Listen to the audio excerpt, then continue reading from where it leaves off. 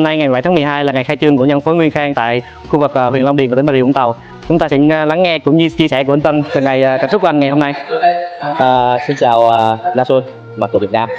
Thì lần hôm nay là cái ngày mà khai trương của nhà phân phối đầu tiên tại tỉnh Bà Rịa Vũng Tàu. Cái niềm vui của mình rất là vui và rất là hân hoan khi là một trong những nhà phân phối đầu tiên của Nason, quê nhà của mình. Trong khi này mình rất mong là công ty Nason cùng với lại các bạn đồng hành ở đây sẽ góp phần thêm phát triển cho quê nhà của mình trên cái thương hiệu Nason tại Việt Nam này. Xin cảm ơn. Rồi, anh cảm ơn những chia sẻ của anh. Chúc em thay mặt công ty chúc anh khai trương hồng phát. Cảm ơn anh đã tin tưởng nhãn hàng.